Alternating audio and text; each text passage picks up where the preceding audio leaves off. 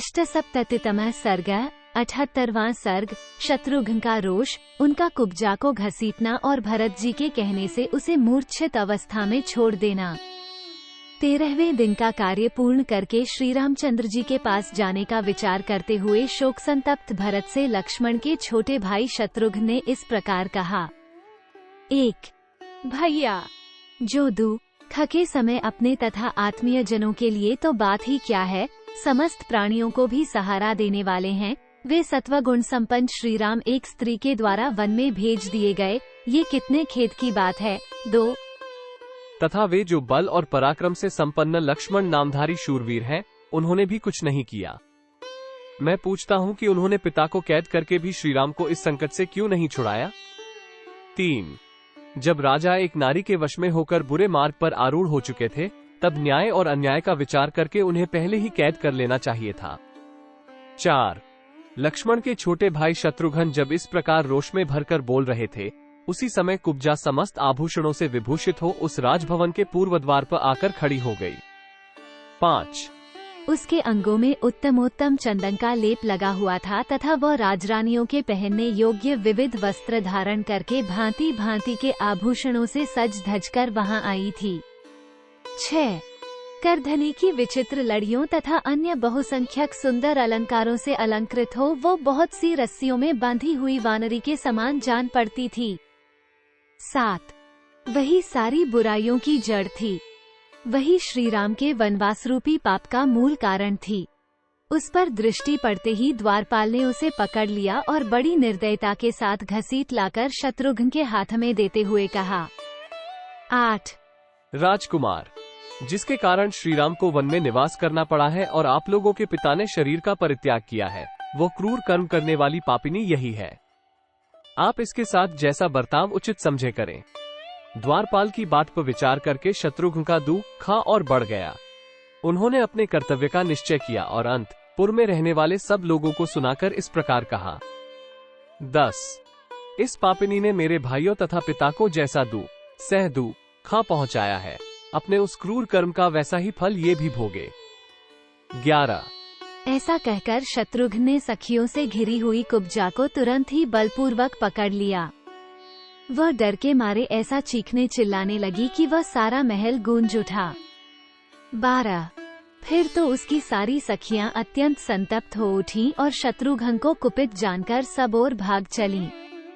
13 उसकी संपूर्ण सखियों ने एक जगह एकत्र होकर आपस में सलाह की कि जिस प्रकार इन्होंने बलपूर्वक कुब्जा को पकड़ा है, उससे जान पड़ता है ये हम लोगों में से किसी को जीवित नहीं छोड़ेंगे। 14 अतः हम लोग परम दयालु, उदार, धर्मज्ञ और यशस्विनी महारानी कौसल्या की शरण में चलें। इस समय वे ही हमारी निश्चल गति है। 15 शत्रुओं का दमन करने वाले शत्रुघ्न रोष में भरकर कुब्जा को जमीन पर घसीटने लगे। उस समय वो जोर जोर से चीत्कार कर रही थी। 16 जब मंथरा घसीटी जा रही थी, उस समय उसके नाना प्रकार के विचित्र आभूषण टूट टूट कर पृथ्वी पर इधर उधर बिखरे जाते थे। 17 आभूषणों के उन टुकड़ों से वह शोभाशाली विशाल राजभवन नक्षत्रमालाओं से अलंकृत शरतकाल के आकाश की भांति अधिक सुशोभित हो रहा था। 18 बलवान नरश्रेष्ठ शत्रुघ्न जिस समय रोषपूर्वक मंथरा को जोर से पकड़कर घसीट रहे थे, उस समय उसे छुड़ाने के लिए कैकेयी उनके पास आई। तब उन्होंने उसे धिक्कारते हुए उसके प्रति बड़ी कठोर बातें कहीं, उसे रोषपूर्वक फटकारा। 19 शत्रुघ्न के वे कठोर वचन बड़े ही दुखदायी थे। उन्हें सुनकर कैकेयी को बहुत दुख हुआ। वह शत्रुघ्न के भय से थर्रा उठी और अपने पुत्र की शरण में आई। 20 शत्रुघ्न को क्रोध में भरा हुआ देख भरत ने उनसे कहा, सुमित्रा कुमार, क्षमा करो, स्त्रियां सभी प्राणियों के लिए अवध्य होती हैं। 21 यदि मुझे ये भय न होता कि धर्मात्मा श्रीराम मातृघाती समझकर मुझसे घृणा करने लगेंगे, तो मैं भी इस दुष्ट आचरण करने वाली पापिनी कैकेयी को मार डालता। 22 धर्मात्मा श्री रघुनाथ जी तो इस कुब्जा के भी मारे जाने का समाचार यदि जान ले, तो वे निश्चय ही तुमसे और मुझसे बोलना भी छोड़ देंगे।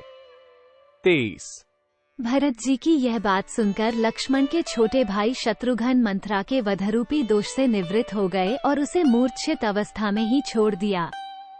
24 मंथरा कैकेयी के चरणों में गिर पड़ी और लंबी सांस खींचती हुई अत्यंत दुख से आर्त होकर उन विलाप करने लगी। 25। शत्रुघ्न के पटकने और घसीटने से आर्त एवं अचेत हुई कुब्जा को देखकर भरत की माता कैकेयी धीरे धीरे उसे आश्वासन देने, होश में लाने की चेष्टा करने लगी। उस समय कुब्जा पिंजड़े में बांधी हुई क्रौंची की भांति कातर दृष्टि से उसकी ओर देख रही थी। 26। इत्यार्षे श्रीमद् रामायणे वाल्मीकिये आदिकाव्ये अयोध्या कांडे अष्टसप्ततितमः सर्ग। इस प्रकार श्री वाल्मीकि निर्मित आश्रामायण आदिकाव्य के अयोध्या कांड में 78वां सर्ग पूरा हुआ। 78।